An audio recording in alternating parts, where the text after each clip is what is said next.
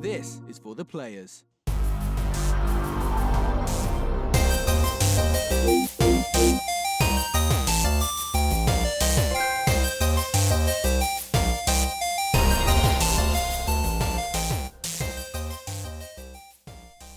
I'm Ryan Betson, and this is For the Players, the PopCulturists PlayStation Podcast with over 40 years of playing PlayStation and 8+ years in that games media combined. We thought we'd throw a hat into the ring and join that PlayStation conversation.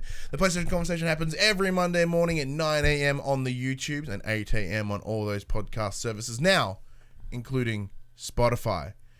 But if you want to get deep into that conversation, head to facebook.com/groups/PopCulturists, where you can get all chatty with us, as well as many of our community members. If you want to show the love for the PopCulturists, you can head over to patreon.com/thepopculturists, where you might find a tier that interests you. And if you are a patron at any tier, you can join us as we record this live on whatever day we do it. It varies. It will get back to regular soon, but right now it varies.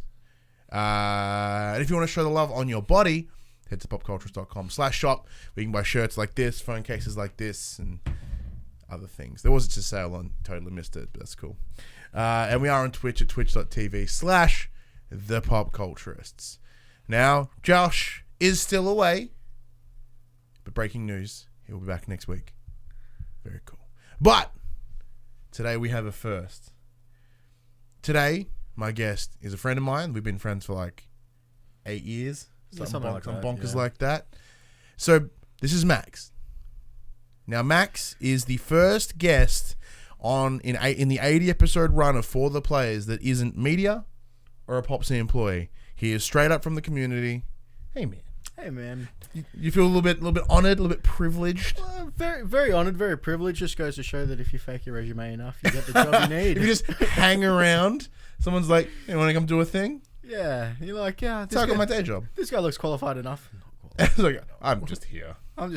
Yeah, just here to have some fun, hang out. You know. Yeah, so you're an avid listener of the show. Talk shop. So we've been friends for like at times. But I was thinking about it before you rocked up, and I was like, all right, well, how am I going to do the spiel with Max? And like, we've known each other for years and years. And I thought about it, and I'm like, oh, when didn't like? So you were friends with Millie, but then you were friends with like another mutual friend of ours. I'm like, where did it all come back together? And then I remembered, like, so the big thing we used to do back in the day, we used to play a lot of Call of Duty together. A lot of Call of Duty on PS3. So I'm like, okay, cool, let's think back to PS3 now. All right, because that was a long time ago. Yeah. I'm like, which ones were we playing? So we're playing these ones. I was playing with this house, and I lived at that house during this year. Oh my god, that's 8 years ago. Yeah. Like, holy shit. I was in Queensland. Get the fuck out, really? Yeah. I remember that. I was in Queensland back then, so it's been a long time. Yeah, it's when I lived in the outer suburbs of Melbourne. Yeah. With the parents. Yeah. And Dad just be like, what the hell are you doing? I'm like, I'm going to play Call of Duty for the next 6 hours. Yeah, I used to get that all the time. You get the parents yell out, can you shut up? Like, some of us are trying to sleep. I'm like, it's like 10 o'clock, guys, come on. Yeah, but we have work in the morning. Yeah, that's a good point. So did I. But yeah, no, it was good times. I've talked about those Call of Duty times a lot in this show and in many games things, because I talk about when I used to give a shit about Call of Duty. Now it's a little bit like with Blackout, I'm a little bit back there, but yeah, we didn't even play Call of Duty anymore at all. Like, we just stopped. Like, Ghosts maybe. Yeah, so because I hit competitive COD in Black Ops 2, so I played with a very select group.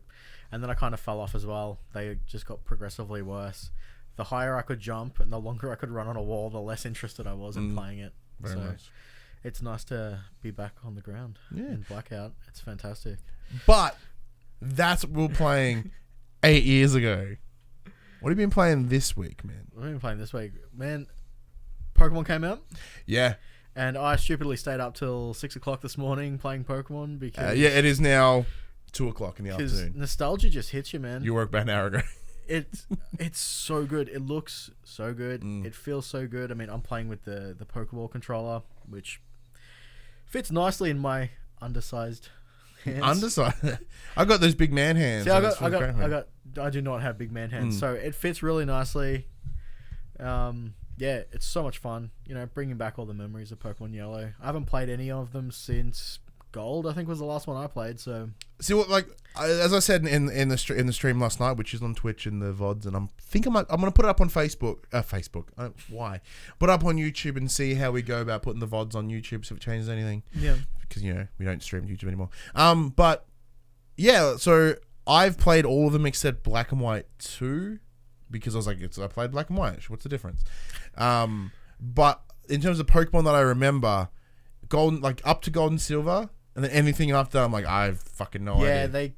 Yeah, that's kind of what threw me off. It just got too many, and they all started looking really weird. And they kind of, I feel that they kind of lost that magic that they had in the first few gens. They kind of, so it's nice to be back in the OG. Well, because I never had a Game Boy Advance. Okay. So I completely missed Ruby and Sapphire, and then I came back later with a DS, and then eventually went back.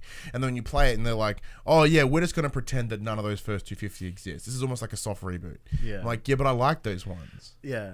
But yeah, so this is great. So although PlayStation Show, we're still going to talk about Pokemon anyway. So I should mention thank you to Nintendo Australia for providing myself a copy of Pokemon Let's Go Eevee and the Pokeball Plus. Disclosure, of course. But yeah, so it's very inspired by Pokemon Yellow. So there's no choice here. You're not given Pikachu or Eevee. Depending on the version you get, that's the one you get. Yeah. And then just like Yellow, you can find the starters throughout. Yeah. Whether it be in those sort of planned events, like meeting the woman inside the house at Cerulean City for Bulbasaur. Yeah, you get it pretty early. You just straight up find it in Viridian Forest, like I did. Oh, nice. Yeah, I was streaming, and there's a great dude named Crispy Biscuit. Yep. Awesome name. He's like, hey, did you find a Bulbasaur in Viridian City? And mind you, I was like just on the outside of Mount Moon, on the other end. And I'm like, you what now? Yeah.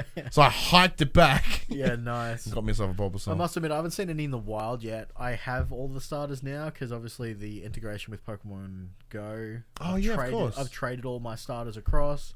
I'm missing a Bulbasaur because I didn't have one. Have the Ivysaur though. Mm. So yeah, might go back. So yeah, so there is that all. woman at in Cerulean City, or you can just go find her own. Yeah. But it's great. It does fit a nice nostalgia because it's the game that I remember. It's the game I loved. It's the same for me. It's the game that I most remember out of the series. And it looks fantastic, as you said. It looks so good. So if this is where they're going into what would be the next core Pokemon RPG, 2 thumbs up for me. Oh yeah, sum me up. Yeah, definitely. I didn't. If you go back to our old reviews of Sun and Moon, we talked about hey, just putting it out there. The sprite quality here seems greatly better than what 3DS should be able to do. Not in you can see it's very clearly subsampled down. As in it's we've got this image, we bring it down. That implies something big's coming.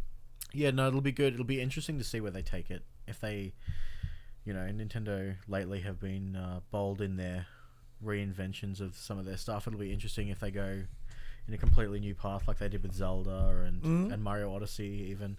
I mean, I know it's not Game Freak do their own thing. Yeah, they're kind of just published by Nintendo, so they can almost do what they want. But it'll be interesting to see if they do mix it up a little bit, because obviously this is very different from any other one.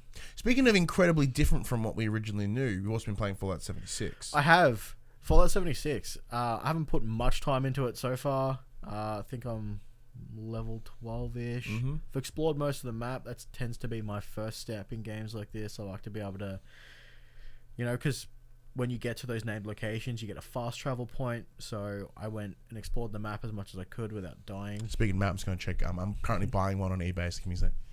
Keep chatting.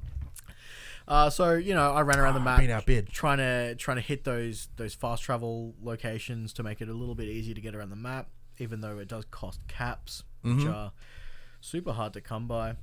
But as I'm playing on a standard PS4, I'm having some frame rate issues, which can be difficult at times, especially when I die due to them. But apart from that, I mean, I've never been a huge Fallout fan. I literally bought it because a lot of my friends were playing it.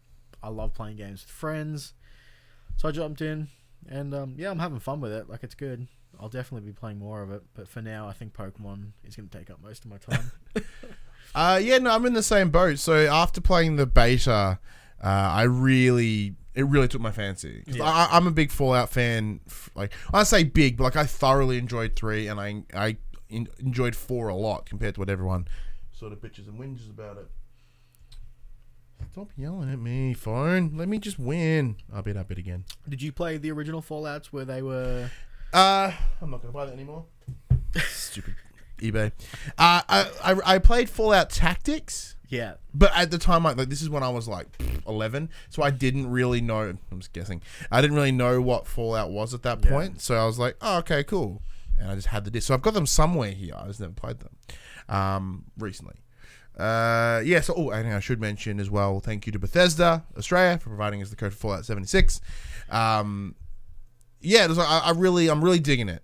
I'm liking the multiplayer.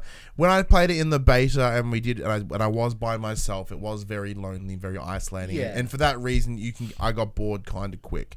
But I could certainly see where the game was going. So one of the first things we did when the code came through and we got it booted up on release day, I jumped in with Joel from Energame and we went and explored together. And that instantly made it way more fun. Yeah. The only thing I'm hoping for is that they fix the PvP a little bit. It's very... I get the whole... They need to be wary of the whole griefing thing. But at the same time, I mean, at the moment, you got to be level 5 before you can openly PvP. Yes. But you also need to retaliate to the shots for it to be... Yeah. For those who don't know, so the way the PvP works for Fallout 76 is that you can be confronted by another human player, and they will shoot you, and they'll take like a minuscule amount of health, like not a lot, but it's enough to get your attention. So they can shoot you all day, and it'll take hours and hours and hours for you to die. The whole idea is that you will only get regular damage if you retaliate, and that engages PvP mode. Yeah. And then you have a shootout, and then you win, or you lose. Me personally, I'm playing this game PvE. Yeah. The only time I've shot another person was when I allegedly did it by accident in the beta, which I don't remember doing, and because I became wanted out of nowhere, and in the full release when I found a wanted dude, and Joel and I were like, "Let's just gank him. Yeah. He's wanted. I'll just take him out of his misery." Yeah. So then when we received the wanted, and that's it. Like other than that, I've been jumped a couple of times. Yeah. And I just didn't do anything. I'm like, whatever. Yeah, well, so the first time I encountered it, I was doing a mission, and so I was like level 6 at the time. This guy was like level 25, and he shot me. He's kind of goading me on, and I'm just like, I'm just gonna do my own thing, man. Like, not really interested. But in games like that, sometimes the PvP is kind of cool. Like I've come from other survival games. Like I didn't play Ark as much, but I played Conan, and you get slayed out a lot. And that's the thing that I like about those games. I like that PvP. I like being constantly on my toes. It's good for those who aren't interested in that, but I think it needs to be reworked a little bit. Like the fact that it's just a weird system that if you don't retaliate, it just doesn't matter. It's like it just doesn't exist. I see what they're trying to do in terms of like a handshake. Yeah, it's you like, kind of need this gentleman's agreement of drawing pistols, and then you go for it. But who says 1, 2, 3, go in a knife fight? So yeah, it's an odd scenario. I guess it comes from with the big main player base for Fallout. They used to play by themselves, players, and they're used to doing PvE. So that would make total sense for me because that's my plan. I would like them to see them implement at some point if they do implement private servers, which they have talked about in the past. That'd be cool. And whether they can have then PvP servers, PvE servers, where it's literally just switched on and off. Yeah. Like I understand that infrastructure may not be there currently because they always want to get as many people in as they can. And then if they do note that there's more people wanting to engage in PvP, because they'll have those back end numbers. They'll say X amount of players are doing this and this and this.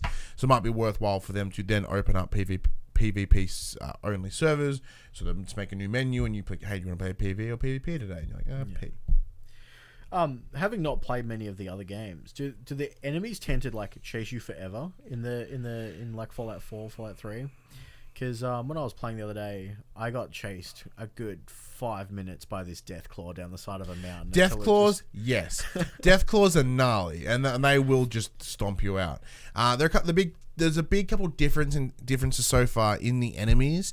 Now, in the majority of the Fallout games, you verse a lot of raiders, which are human NPC people that are just out and about in the wild. Where here, because you are the first humans out of the vault, anyone that's left around is either scorched or ghouls. Yeah. And what's with the scorched beasts and all that sort of stuff as well. There's big, I've run into a few of those. Big mythos thing around the scorched beasts, which I'm yet to really deal with. But I walk up, I see the big 50 above their name, and I just walk away. No, thank you. I'm good.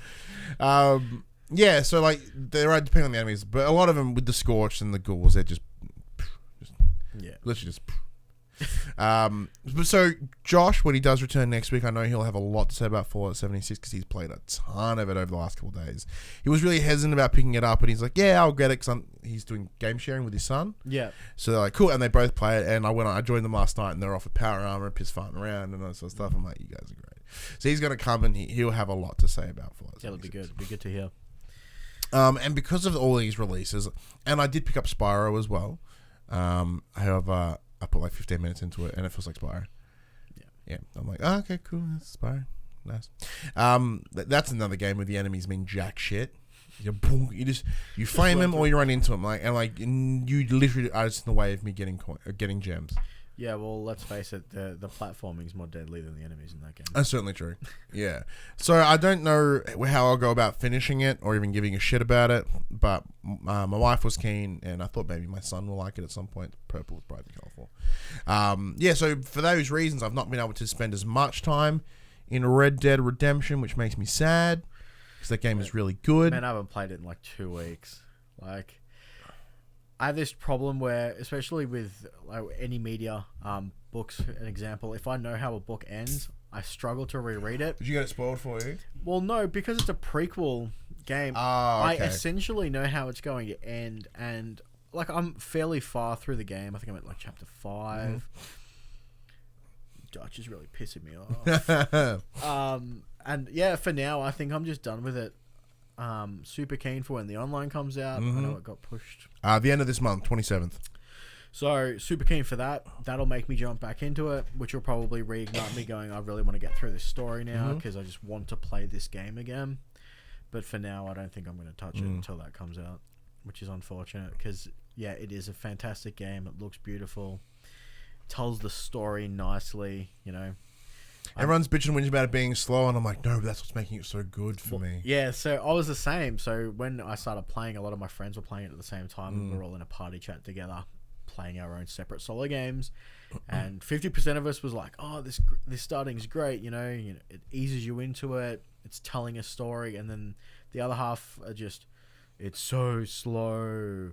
Why can't I just shoot things already? And I'm like, it's got to tell you a story. It's got to set everything. This isn't Grand Theft Auto, man. Yeah, you got to take your time with it.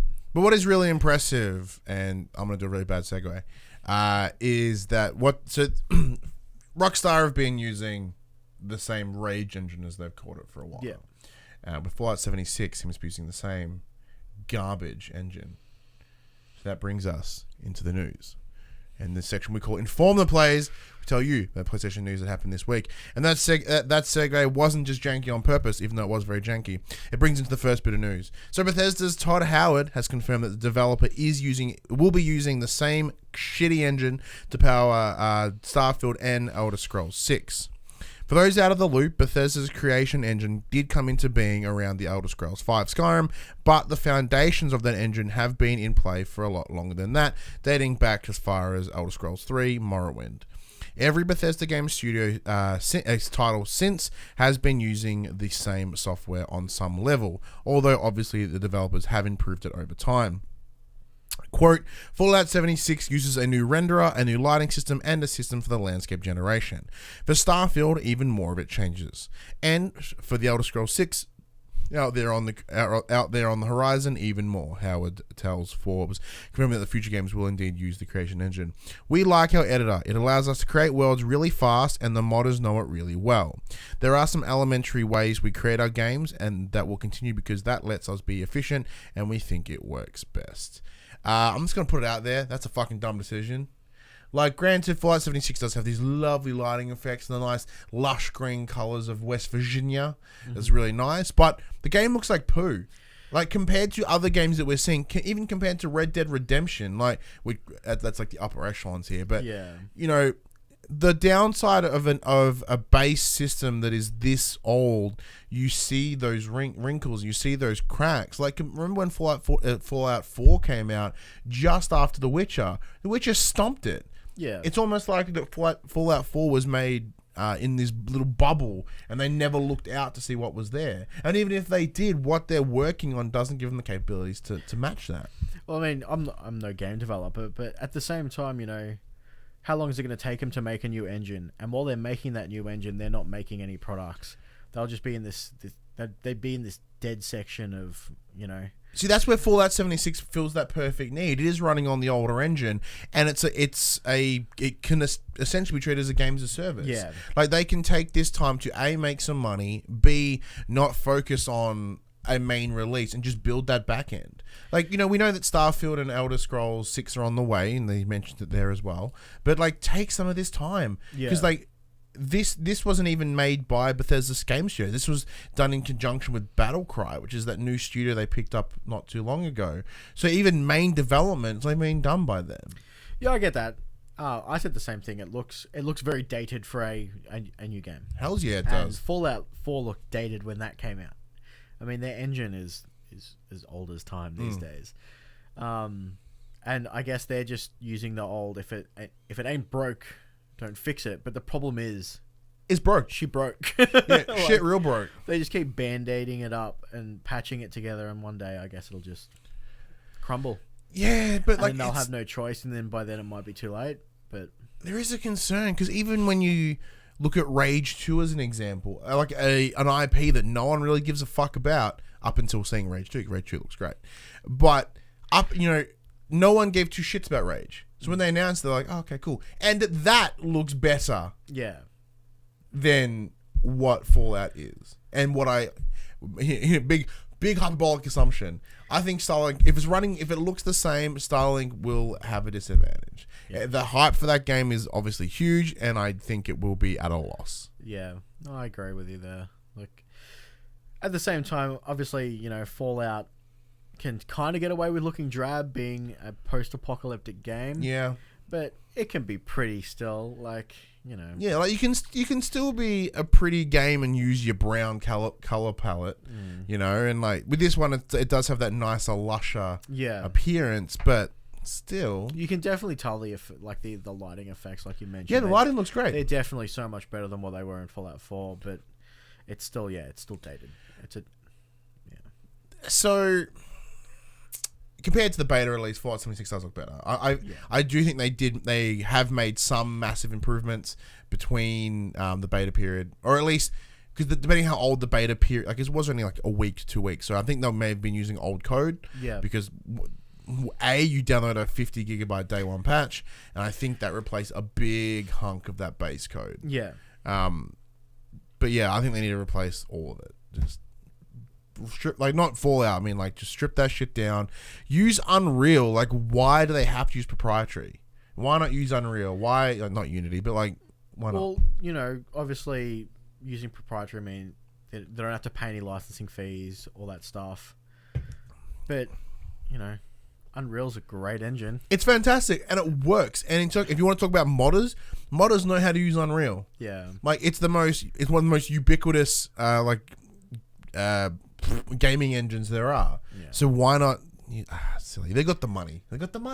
They do, but they want to keep the money. So. Yeah, but they're not like a greedy like an Activision or like something like that. So in terms of they don't need all the money, like they're pretty content with the money. I don't know. Bethesda's parent company's pretty. ZeniMax are pretty dick. ZeniMax are dick. Like assuming that was a teenager at some point. So you know, yeah, it just who knows. Hopefully they make a new engine. I'd love to see new Elder Scrolls on a new engine. They will find themselves no longer being one of the tentpole gaming developers if they don't do something. Yeah. Speaking of tentpoles, Sony is celebrating the PS4's 5th birthday this week. or in the US. I think we got a little bit later in Australia. Yeah. And it's throwing out some interesting statistics to go along with it. Perhaps most worthy of note is that as of September 2018, Sony has shifted 86.1 million consoles. In 5 years, that's astounding. A staggering number, and as of I copied and pasted this from somewhere, so it's and our very own Sammy Barker. I'm like, we don't have a Sammy Barker. Push Square does. And it doesn't seem to be slowing down. Equally impressive is the number of software sales as of June 2018. The total worldwide number reaches 777.9 million units. It's a lot of games. It's not specified, but it's assumed that these includes both digital and physical. And then and as Sony does point out, there are some still big titles on the way, including The Last of Us Part 2, Ghost of Tsushima, Dreams, Days Gone, Death Stranding, and Concrete Genie, just from PlayStation themselves. Nice. It's a lot of units. That's It so is. many units. But I mean, I own 2. Yeah, we own 2. A lot of my friends have owned multiples. One of my friends is up to 4. Why? He's got one for himself, one in his study, and one for the kid, one for the other kid, and then I think one of them broke and he got another one. So they just keep replacing them. I mean, yeah, I've got my Pro, and my wife has the Days of Play one, the nice blue one. She's like 3. She's like, yeah, let's get one. It'll be really cool. I'll play some more games. She's twice. Yeah. I'm like, come on, man. Like, play it. Play it. Yeah. It's fine. But, those games are a little bit far away. Let's talk about the big stomping games this year. As like bourbon inappropriate times. The 2018 Game Award nominees are here. We will be doing a full predictions video later, closer to the release date of the show. I think it's like 2 weeks away, so probably might do it next week. And here are the big Game of the Year nominations. Assassin's Creed Odyssey, Celeste, God of War, Marvel's Spider-Man, Monster Hunter World, and Red Dead Redemption 2. All solid games. All solid games. I've played all of them but Celeste. I've played all of them but Odyssey. Ooh. I haven't played Odyssey yet. Odyssey was fine. I didn't go deep into it. It's probably why I'm not feeling that love for it. Yeah. I every time I see it, I'm like, I want to play that game, and then I'm like, I didn't finish Origins. Either finish Origins or don't get it, because. So I've been trolling through Origins. It's doing for you? I like it. I've always liked Assassin's Creed games. Yeah, Egypt's cool. Egypt is very cool, and as I said here before, like, I love Egypt and shit, and for some reason, Origins did absolutely almost nothing for me. Yeah, for me, of that list, I'd love to see Celeste take it. Celeste was incredible. Yeah, I think Celeste will, but obviously look at those heavy hitters that it's up against. As Buddy Watson of Dash Culture will say whenever he can, since release, he's been advocating for Celeste's Game of the Year. Oh, yeah, I can see why. I personally think Red Dead will take it, but I personally want God of War to take it. I think God of War will take it purely because it's been out longer. I think it's got that going for it. But I think Red Dead will have an advantage because everyone just played it and they're like, that was amazing because I just finished it. Yeah. And like that's the thing. Like, for many gamers or for the average gamer, it's all about what they've just played. Yeah. Like, it's very difficult to look back. Like looking back at some of the games I played, I forgot Monster Hunter World came out this year. Well, I actually tried playing Monster Hunter World a couple of weeks ago, and I've forgotten how to play it because it's been that long. Like, Josh loved it. He spent hundreds of hours with it, but I forgot. I did not remember it was this year. Yeah, I would have thought it was last year too. Actually, if you had have asked me. And that's the problem. It's interesting that it's even in there. To be honest, it's a very. I think it says a lot about the game, especially seeing as it's a big Eastern franchise that's never really had a big hit in the West. So yeah, it's very. I mean, I've always been a fan, but it was a very cult following. What I'm super stoked on is that Celeste, God of War, and Monster Hunter, so 3 of the 6 were all at the start of the year. A lot of the times, the Game of the Award nominations, you tend to see it's the big hunk for the end of the year ones. Yeah. Because everyone kind of forgets.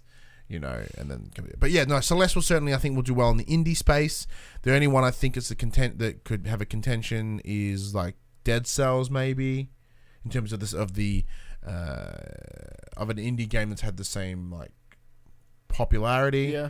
But I think the popularity for Dead Cells, although it is a great game, came from the controversy that went with it. Yeah.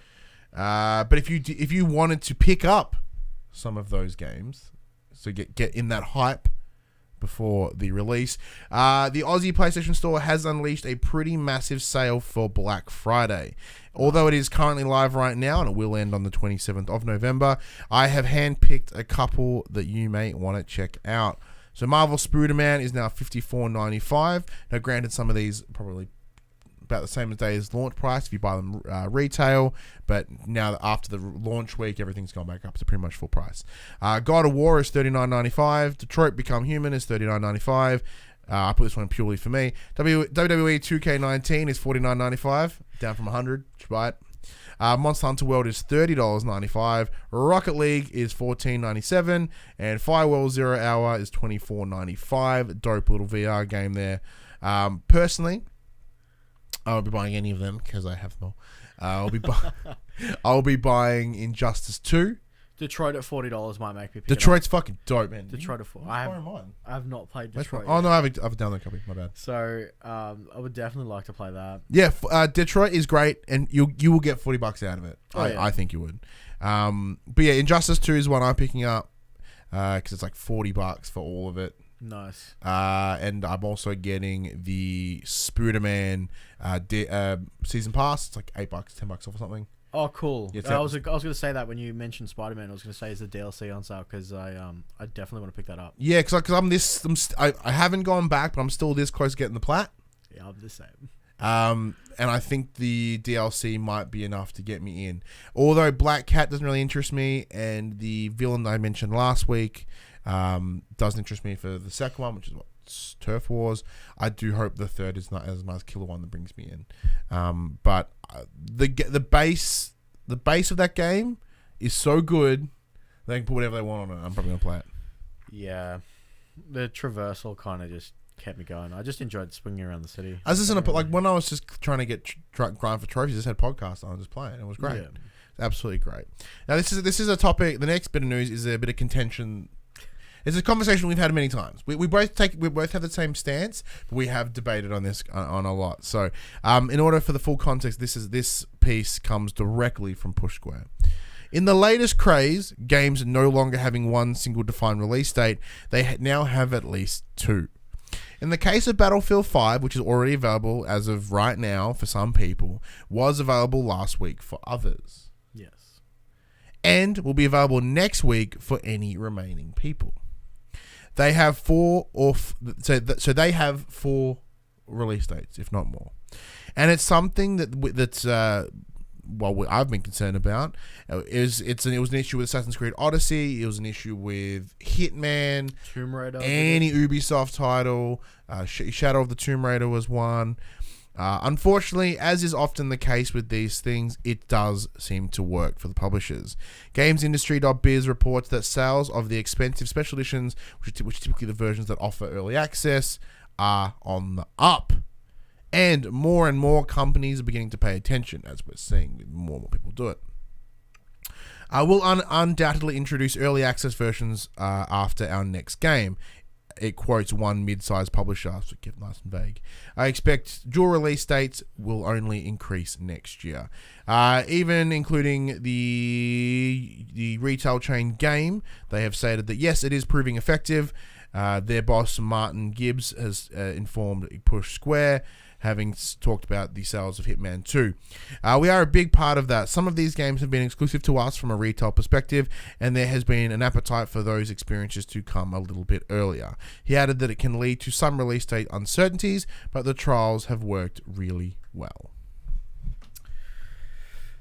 Yeah, like you said, we've had this conversation a few times. I ran into it with Tomb Raider. I was under the impression it released on date Y. I went in on date Y and they're like, nah, it's not coming out for another 3 days unless you pay X amount of dollars. And I'm like, well, I've been told that like $150. I've been told that they want it now, so I guess I'm paying $150 for it. EA's done this for a while with EA Access. Mm-hmm. I believe if you subscribe to EA Access, you get. It's not on PlayStation, so I have it on Xbox. I love Game Pass, love EA Access, love getting Game Pass is fantastic. Game Pass is so good. Would love to see PlayStation Live or PlayStation Now. Is it PlayStation Now come to Australia? Yep. I would sign up for that in a heartbeat. Love playing old games for having a big library, but if it works, it works. I mean, I've been suckered into it. I'm sure other people have been suckered into it. I'm yet to be suckered into it. Now, granted, I am in a bit more privileged position where some of my games come around that time anyway, but it's just personally, I struggle to pay $100 for a game. So there's very few games will get me to pay $150. Yeah. Granted, that's on release day. WWE, I bought it day one. So I bought it like a couple of days after receiving the copy from 2K on the Xbox. I'm like, oh, this on PlayStation. Went and bought it on PlayStation. Last week, I bought the season pass. So in terms of the actual total cost, it is about the same now. Yeah. And I could have got it 3 days early. Yeah, I mean, if they want their game out early, just release it early. But obviously, the stats show that it's working, so they're not going to do that. I do question the earliness of it. Like, no, that is the release date of the game. You are putting a paywall behind people. Oh yeah, like as in you're not getting it early. This is the release date, and you are preventing people from getting it for 3 days. Yeah. Depends how you want to look at it. Whether you're a glass half full or glass half empty sort of person. Granted, most of the expensive editions do come with the season passes. Like I know the copy of Shadow of the Tomb Raider I picked up that I got 3 days early had the season pass included. So, I mean, realistically, it's buy the season pass, play it early. Yeah. And if you're going to buy that season pass anyway, I personally don't see the harm in doing it. But if you're skeptical on that season pass, then you know it is a weird line. It's sucky being kept out of a game for 3 days just because it's like, especially if that game was to have online content and then you're now whoever bought it early has that 3 day advantage on you. So like Battlefield 5, some people are going to have about a week on you. I've heard the progression on Battlefield 5 is a little bit different these days. I know there's no premium anymore. Yes. So you don't get all that free stuff straight off the bat, which is cool. I haven't played since Battlefield 3. Can't pay to win. Yeah, I'm not a Battlefield guy. Yeah, I've always been a Call of Duty guy. But from a business perspective, I totally get it. You got to make the money where you can. With the base price of a game, everyone's like, especially in the US, everyone's bitching and whinging about it. The game's got to be $60 on day one. Game prices do need to change. Preferably not in Australia because $100 is fucked as it is. But in the US, they do because with inflation, they haven't moved. This is them adjusting for inflation. Yeah. Well, I got that nice little email from Steam this morning saying, "Get excited, we're going to do Australian dollars soon." And I'm like, "Why? Everything's going to be more expensive now." Yeah. Thanks, Steam. So, Yeah, as I said, I'm yet to buy it. You have. I have. Not personally, it was for someone else, but I was the one who handed over the money, and I felt really dirty doing it. But let us know what you think in those comments below. Are you a fan of these 3 day early, or at least 3 or a week early? Out of curiosity, what game would get you to do it? I have no idea. If God of War had a $150 edition to play it 3 days early, I bought the $150 edition, but I also got it 2 weeks before. Yeah, but had you have not been in the position you were in, would you have dropped that extra cash to get it early? Maybe. Maybe. It varies it does vary on the game, and like the downside of what we do is that I don't get hyped for games much anymore. Yeah, which is understandable. Like I'm not cynical, but I'm not like super stoked. Yeah. So like when something does catch my attention, like God of War, like Red Dead, I'm like, I'm gonna throw my money at it. Like Red Dead, I bought that big old fucking strategy guide for it. I'm never gonna use it because it's spoilers. But I used to do the same thing with Final Fantasy games. I'd buy collector's edition games. I'd buy the guides, and I'd just keep them because they were pretty books. They have that nice artwork, and then I eventually sold them all. Like because Red Dead is a game that comes like every 8 years. Like it's not an Assassin's Creed, as I mentioned to Jess. It's like if it was, hey, this is company. You want to buy this fuck off edition of Assassin's Creed. I'm like, no. Yeah. You're like, hey, but you want this random a box of assorted shit for Red Dead? But, I'm like, I yes. mean, look at how overstocked they get with those Assassin's Creed games. You wait a couple of weeks and then all of a sudden they're on sale with their statues for $49. Yeah, you go to PAX and they have the mega store. It's like, here's you just want one? Yeah. We'll pay you to take one. Please take one. We have so many. But yes, let's jump into some quick fire news. Supermassive Games have stated that they are still working on, quote, several unannounced PlayStation exclusives, which is rad. For those that don't know, they were the ones who created Until Dawn. Yeah. And there's a bunch of spin-offs of Until Dawn. Subnautica, it's a big hit on the PCs, is coming to PS4 in early December. PUBG is officially coming to PS4 after the rumors we talked about last week, and it will launch on the 7th of December. I predicted the 20th, so I was off. An updated patent from 2017 has shown that Sony will may potentially be looking into a controller where the touchpad is replaced by a touch screen. I saw this. Weird. We're gonna all have controller prices will just go up. Yep. So instead of the $99 controller or $90 controller, Yep. it's gonna be like $100. I have a feeling it's going to be like. Do you remember hear about? There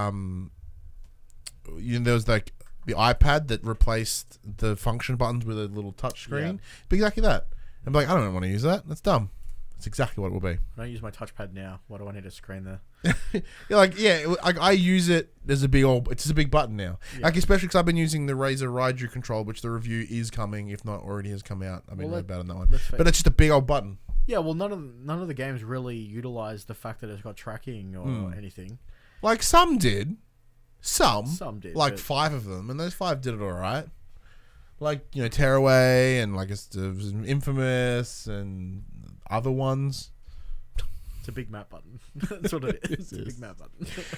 And this brings us to the top selling games for the week ending the 11th of November. Number 10, Shadow of the Tomb Raider. Number 9, Hitman 2. Number 8, Overwatch Legendary Edition. Number 7, Rainbow Six Siege. Number 6 is NBA 2K19. Number 5 is FIFA 19. Number 4 is Assassin's Creed Odyssey. Number 3 is Marvel's Spider-Man. Still, that's really impressive. Number 2 is Call of Duty Black Ops 4. And number 1 is Red Dead Redemption 2. So it looks like in the Australasias, Red Dead 2 is obviously the big hitter, and Marvel Spider-Man still doing well almost 2 months after release, which is fantastic. I assume, as before, Overwatch and Siege are on release due to current sales, because Siege is also cheap on Black. Siege is also about to drop new DLC with new characters, and is there doing some esports and stuff now? Possibly. I don't know. Shane from Ubi, if you're watching, because I know you do sometimes watch what's going on. You got some things planned? He did send me an email. Obviously, Overwatch League's pretty big at the moment. Yeah, it's huge right now. Overwatch has got a new character dropping soon. That's true. Because that came out at BlizzCon. Whoever makes Blizzard's cutscene videos and shorts, they need to start making full-length movies, because they are really good at what they do. Josh pitched them to me a couple of times, but I've never sat down and watched them. Do it. It's totally worth it. But it's also depressing for Hitman 2, knowing that 2 old games like Siege and Overwatch beat you. Yeah. Okay, yeah. It might have legs, though.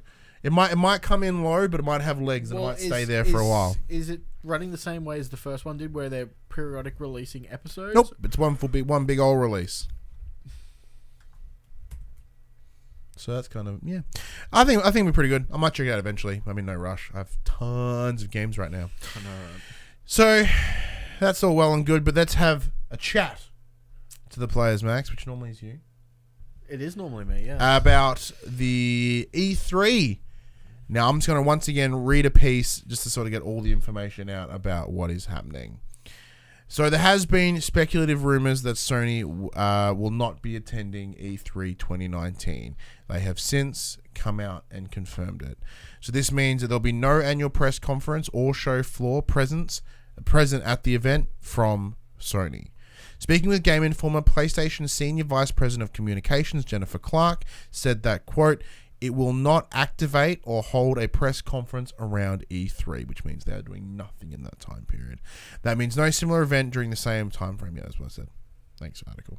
Quote, as the industry evolves, Sony Interactive Entertainment continues to look for inventive opportunities to engage the community. PlayStation fans mean the world to us, and we always want to innovate, think differently, and experiment with new ways to delight gamers. As a result, we have decided to not participate in E3 in 2019. We are exploring new and familiar ways to engage our community in 2019, and we can't wait to share our plans with you. But there's no additional information on what company has planned, but after the cancellation of PSX this year, this doesn't sound awesome.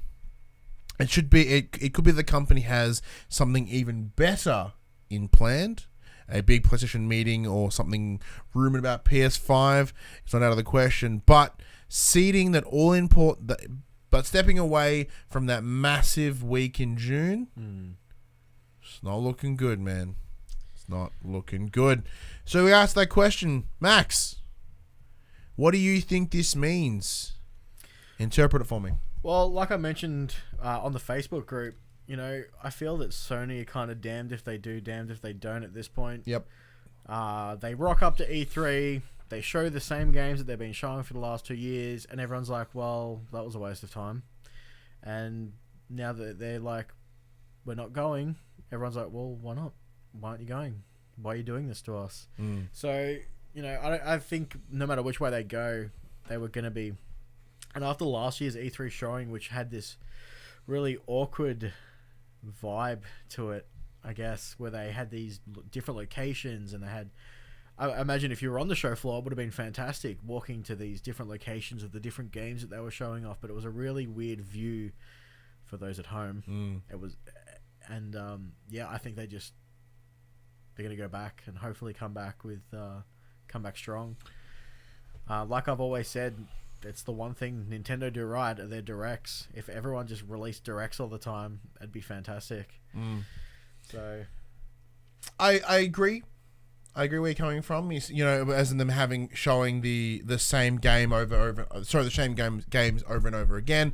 And I think for that reason is certainly why they're not showing up. Like Death Stranding has been showed fucking anywhere. Yeah.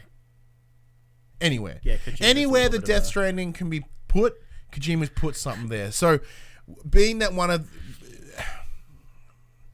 as we move closer to the generational change, I wouldn't say it's a death rattle, but they're running on empty. They are doing although whatever fumes are left, those fumes are certainly impressive, but they can't. There's nothing outside of next year. Yeah. Well, they're in a weird situation because they can't show off games that they're clearly got to be developing games for PS5. Have to be right now, but they can't show those things yet because they haven't announced the console. They're clearly not ready to announce the console yet. Otherwise, they wouldn't have done this. Yeah. So either they're going to host their own PSX, maybe a little bit earlier in the year, but after the time frame of E3, because they've said that they're not going to do anything around that time. But short of that, I don't know. I don't know what they're going to do. Yeah, so there are a couple of things that it tells to me. It tells me that the PS5 is right around the corner, but it is not 2019. Many people have been like, it's 2019. Like, I've been saying it for a while. It is not. I've always thought it was going to be 2020. If anything... Yeah, me. If Thank you. If it was going to be 2019, surely by now we would have to know about it. We're at the end of 2018 now. We would know about it. Yeah. So the way they've done it, they did it for PS4, and I think they may have done the same for PS3. If I can remember right, the whole idea is they would announce it in March, they would showcase it at E3, and then have it out by November. Yep. The idea being, we tell you about it, we show you it, you've got 8 months to save it, because in the US, that's for them. It's about they've got to make sure they can get those pre-orders down. People can start banking how much money they're going to need. Yeah. So for that reason, and if they're not doing E3, it'd be weird of them to announce at the start of next year that it's going to come out at the end of the year, because you'd still want to get that hype train on at E3, which 100% confirms. Well, not confirms. It pretty much locks down PS5 for 2020. Yeah. Any longer than that, you're pushing it, man. Because by the looks of it, Xbox and Microsoft, they're going to be moving in real soon. Yeah. Like, it wouldn't surprise me if they have a new console come. At least I think they might announce something next year. I was surprised they didn't announce something at their show in Mexico a couple of weeks ago. I thought they would have said something then, but that was very Game Pass oriented. Yeah, so rumor has it that they are working on a new build of the Xbox One, or the Xbox One, like a discless version or something. Yep. So that way they can get like the One X out cheaper, I suppose, like by $50. But I think they'll certainly hold their hand for a little bit longer. Yeah. But the Xbox need that generational change. Oh yeah. In terms of marketing, in terms of PR, in terms of community, like they need to get that. They need to get that jump over. They've essentially conceded to this generation, as they should, definitely, because they can't turn this one around. They're going to come out so exactly, hard. and that's the point. So hard. That's why Microsoft will need to get that change going. I don't think that they'll have the power right now to force PlayStation's hand and get them to announce it earlier, but. Go do something. Well, the problem is, I think all their developers as well, especially all their recently acquired ones, they're not going to be ready for a few more years to come. So, unfortunately, if they've got something coming out in the next year or so, not everything will be ready. Yeah. So I think, like you said, they're going to hold their hand for now, and PlayStation aren't looking at pushing anything anytime soon. No, if they don't have to. So they're clearly out in front, and they're gonna hold that for as long as they can. I think. Yeah, I think they've done. It disappoints me because I love E3 and I love the PlayStation shows and I want them to talk about cool shit. Yeah. However, it also I get it. Yeah. It's hard to explain, but I get it. Like, as you said, like they don't have anything to show they haven't already shown before. And rather than get that bad PR of being like, well, it looks like Xbox One at E3. Nah, man. If you're not there, you can't lose. So, like, I get that. And they can still do some other stuff throughout the year. They mentioned familiar and new ways of showcasing it. So, that familiar could either be they're going to announce a bunch more shit in the blog post, which is kind of boring. That could mean a PSX, and as you said, it may be an adjusted time frame. Because if they are wanting to do stuff in 2020, it might be worthwhile for them to... Because when's PSX? PSX is normally November, December. Yeah, so that's... If they don't change that date, obviously they're not doing one this year. If they don't change that date, that means they've got an entire year... of nothing. Well, longer still, because obviously E3 was in June. So they'll have no big showing of announcements from June this year to... If they do PSX in November next year, that's a year and a half of no showing if they're not going to be at E3 or doing anything else around the time frame. So one of the things they mentioned here is we find ways to innovate, think differently, and experiment. So do you reckon that... Would you think that PlayStation and Sony may try the Nintendo Direct approach? I'd love to see them try the Nintendo Direct approach. They're so good. You know, they're relatively short. They're to the point. They show what we want to see. Obviously, a lot of it's just a one-on-one interview kind of thing. I mean, I'm sure you've all seen Nintendo Directs before. They work. Like they just work. They cut out all the fluff, all that awkwardness that comes with sometimes having two people trying to have a chat about something. It just gets directly to the point. The one thing I really like about Nintendo Directs is it allows them to focus on a particular title. Yeah. Like they've been doing all these Smash releases lately, so the entire Direct is based around one game. Yeah. So rather than having to somehow cater in E3, like, hey, we're going to showcase 20 games and you might give a shit about 3 of them. They're like, well, we're going to stagger release a bunch of different Directs over the year. And they're like, here's one for Days Gone. Here's one for a bunch of indies we're working with. Here's a VR one. You know, there's all these different little drops that, will get them what they... If they go this route, by the way, like they'll get them what they need. It'll get that spread out. It can still be shared on the blog, so it's already there. You know, if they want, they can still hold events like Nintendo does. Yeah. You know... PlayStation aren't afraid of copying Nintendo. They've done it before and they can do it again. So that would certainly be a good way to meet in the middle. Yeah. But yeah, overall, E3, they're missing it. Bums me out. Yeah, personally. definitely. It's always a show to look forward to. Yeah, it seems like the right move for what it seems like their current situation is. Yeah, I must admit, if they rocked up and showed me more of the same, Yeah. I think I'd be a little bit. Really, guys, come on. Yeah, because even like. As much as I love 'Cause even trying then, to piece what is together it? what Kojima's mind's trying to do with Death Stranding, I'm overseeing it at this point. Yeah, like I said the same thing about Days Gone. You know, I'm like, I've done seeing it. Let me just play it. I play it, and I'm like, now I want it. Now I want it. Like if they show me Death Stranding again, which, you know, Kojima and Jeff Keighley are like the best of friends. Kojima's gonna do like a Christmas special for Death Stranding as well. On Yeah. Christmas Eve, we'll get a little. Well, the Game Awards, like him and Jeff Keighley are like the best of friends, and he always comes up at the Game Awards or something. So it means we're probably going to get some shit at Game Awards. Stoked. You know what I mean? Like, but then like even then there's Dreams as well. Which, granted, now that I've played it as well, I understand it. So I'm confused about Dreams. Yeah. Is it like what Xbox had with Project Spark, where it was kind of like a game developing game? Yeah, 100%. Cool.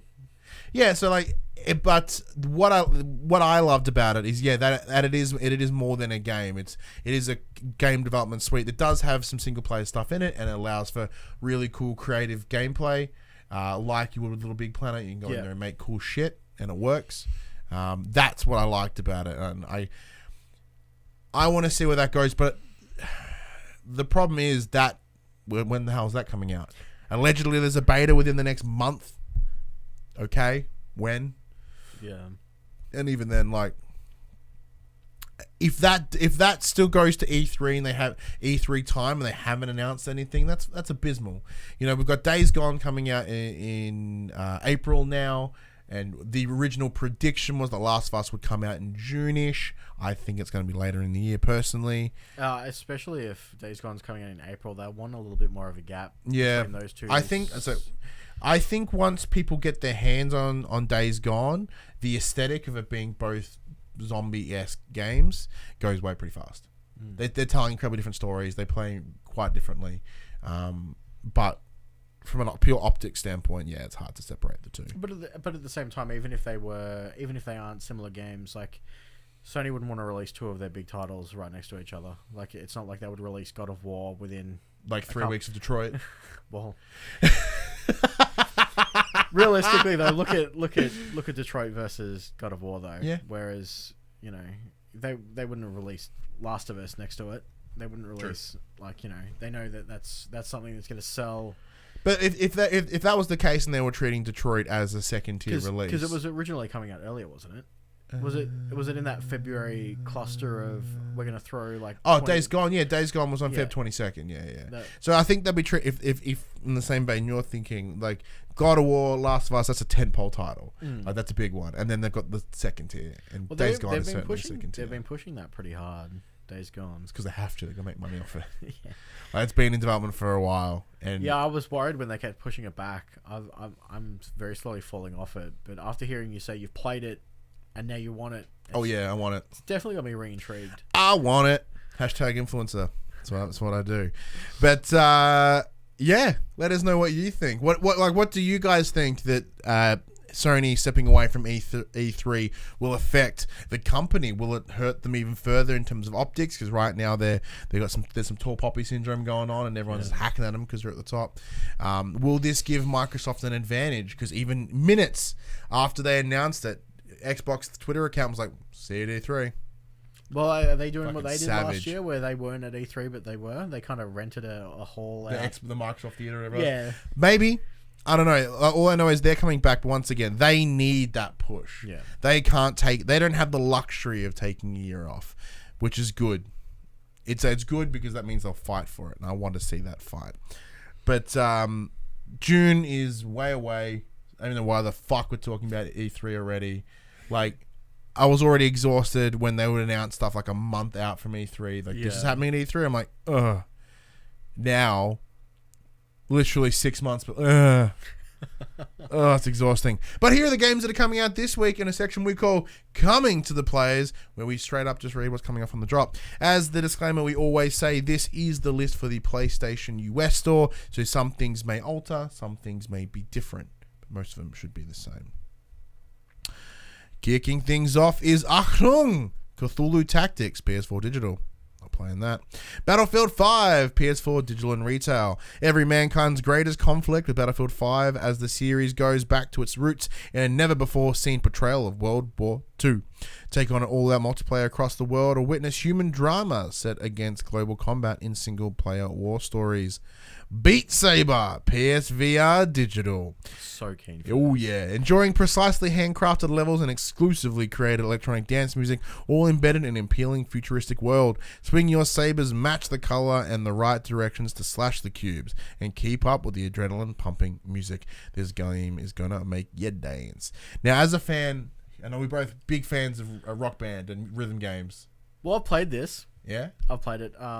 It's fantastic. I played it on PC, and the modding community for this game is phenomenal. Ooh, really? The amount of custom tracks that are available already. So that's obviously one thing that Sony's going to miss out on. Do people put the other licensed music in for? Ooh.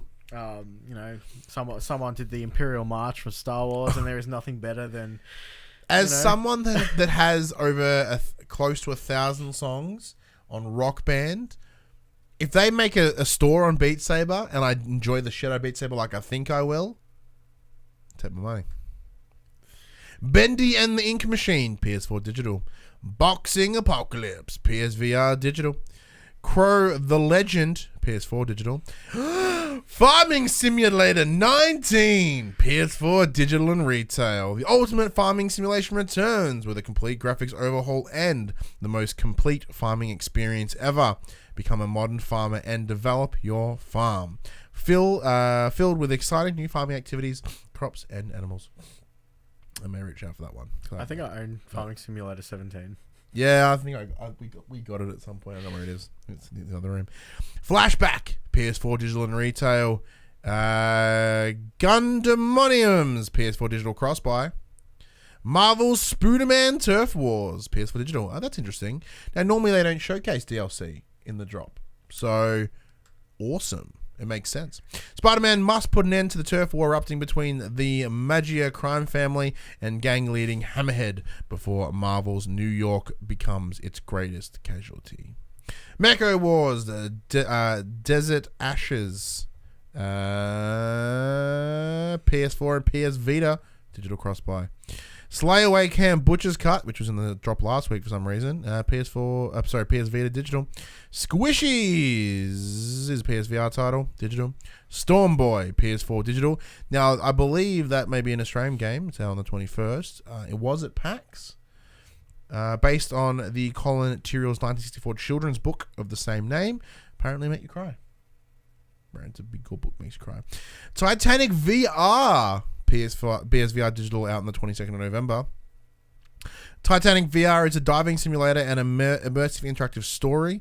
You will leave with a greater understanding of the historical tragedy that unfolded in 1912, leading to the sinking of the world's most famous ship. That'd be cool. That'd be awesome. I ain't paying for it, but that'd be awesome. I'm gonna have to pay for it if I want to play it because I do not know who released that. But the one that is the standout, YouTuber's Life. PS4 digital. As a YouTuber myself, I do wonder whether this will be accurate.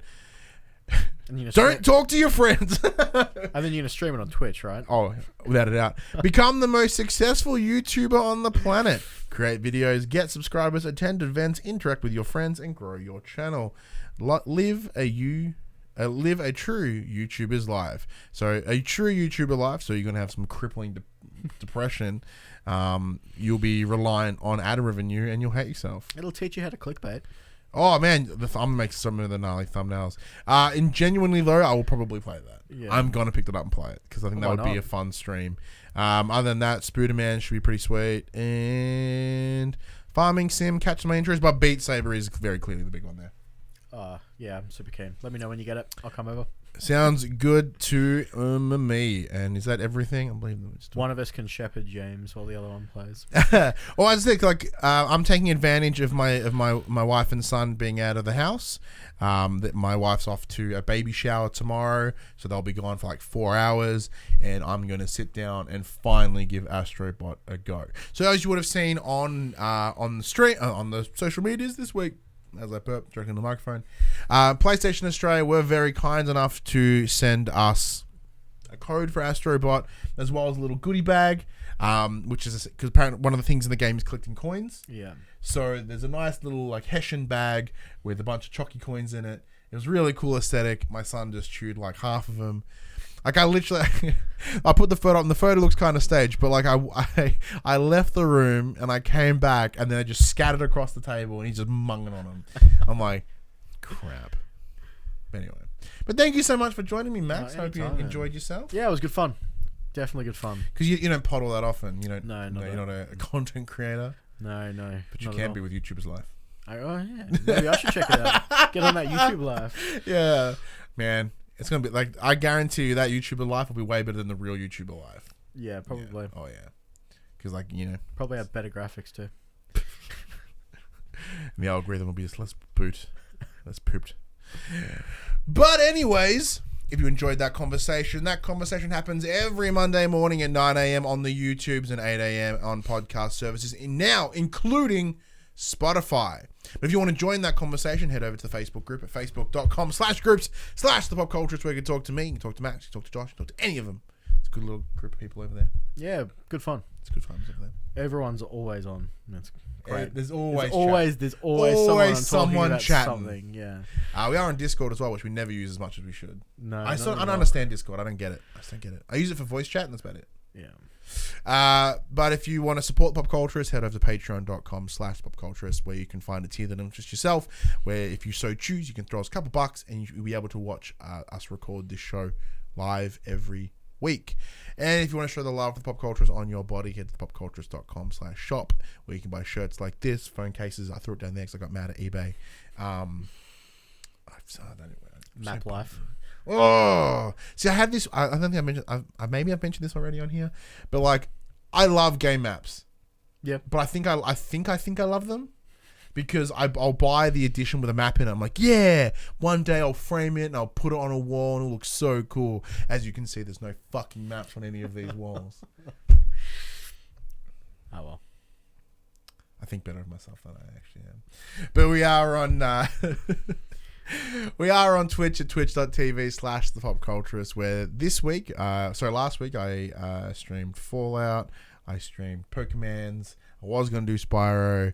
Man, it's like I'm trying to do more on the streams. I'm trying very hard. Not very hard, but I'm trying hard. I think that's it. Doing the quick list in my head. Fuck it. I'm sure you've all heard it all before.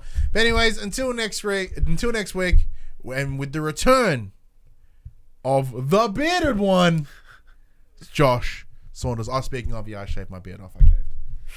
I totally caved. I had like a mad brain break. It's like, you have to shave your beard off. I'm like, fuck.